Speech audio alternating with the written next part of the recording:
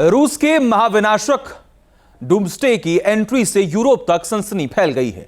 NATO देशों में nuclear attack की बेचैनी बढ़ गई है, क्योंकि डूम्सडे सीधा सीधा वर्ल्ड वॉर का सायरन है। यह तभी बजता है जब परमाणु बम का बादल फटने वाला होता है। यह तभी गरजता है जब दुश्मन मिट्टी में मिलने वाला होता है।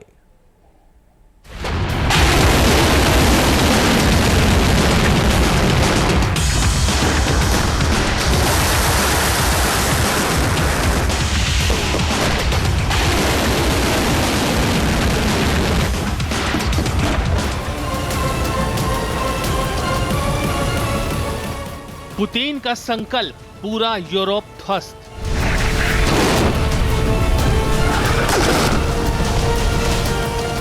एटम की बरसात, कयामत की रात।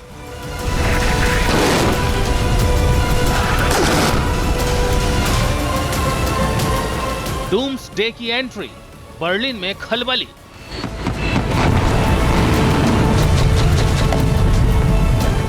पैंथर का दबदबा, नेटो देश तबाह। महाजंग की लहर, न्यूक्लियर कहर।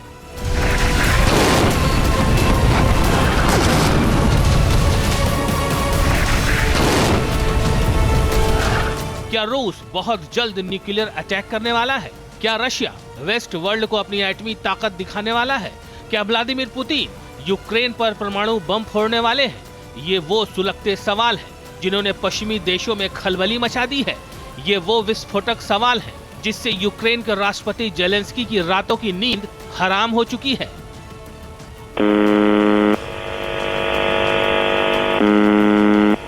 व्हाइट हाउस का बैलेंस बिगाड़ दिया है। ये वही डेंजरस सायरन है जिसने नेटो देशों को चौंका दिया है। ये आवाज पश्चिमी देशों को परेशान कर रही है, क्योंकि पुतिन की एटमी सुनामी दस्तक दे रही है।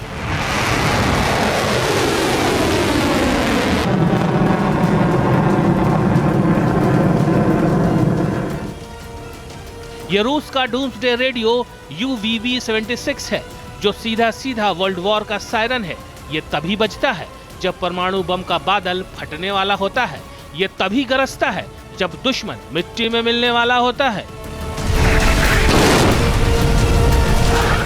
डूम्सडे रेडियो सिर्फ एक संचार का माध्यम नहीं, बल्कि मनोवैज्ञानिक और सामरिक हथियार भी है। जैसे ही इसकी आवाज बदली, समझो दुनिया खतरनाक मोड़ पर आ पहुंची, क्योंकि इससे जुड़े संदेश गुप्त सैन्य अभियान या परमाणु प्रोटोकॉल से जुड़े होते हैं। इसे न्यूक्लियर वार के लिए तैयार किया गया है। महाजंग के दौरान इसे एक्टिवेट किया जाता है। आपातकाल में इसका इस्तेमाल किया जाता है। रूस के मिलिट्री कमांड नेटवर्क का यह हिस्सा है। रेडियो सिग्नल पूरे रूस को हाई अलर्ट करता है। कोल्ड वॉर से रूस की सामरिक नीति का हिस्सा है ये। रशिया के डूम्सडे रेडियो को UVV-76 भी कहा जाता है। इससे कोई क्लियर मैसेज तो नहीं दिया जाता, इसके बजिंग साउंड दी जाती हैं, और ये दुश्मन को ये बताने के लिए है कि जो कुछ चल रहा है अब उससे कुछ अलग होने वाला। डूम्सडे की गर्जना से जेलेंस्की के पैरों तले जमीन खिसक गई। पुतिन के एटमी इंतकाम से जेलेंस्की की हालत खराब हो गई। जेलेंस्की ने यूक्रेन की रक्षा के लिए नेटो देशों को पुकारा। महातबाही रोकने के लिए अमेरिका को झकझोरा।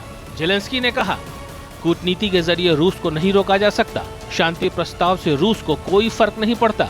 अब वक्त आ गया है कि यूरोपीय संघ रूस पर कड़ा प्रतिबंध लगाएं। अमेरिका और G7 रूस पर सख्ती बरते। विश्व शांति के लिए रूस को रोकना बहुत जरूरी है।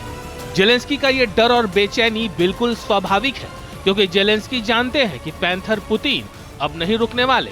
पुतिन अपने दुश्मनों को कहीं का नहीं छोड़ने वाले, चाहे इसके लिए उन्हें कोई भी कीमत क्यों न चुकानी पड़े, चाहे इसके लिए उन्हें यूरोप का भूगोल ही क्यों न बदलना पड़े। Team news nation.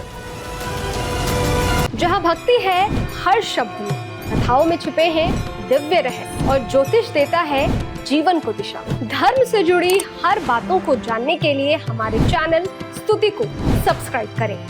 चैनल पर जाने के लिए इस लिंक पर क्लिक करें।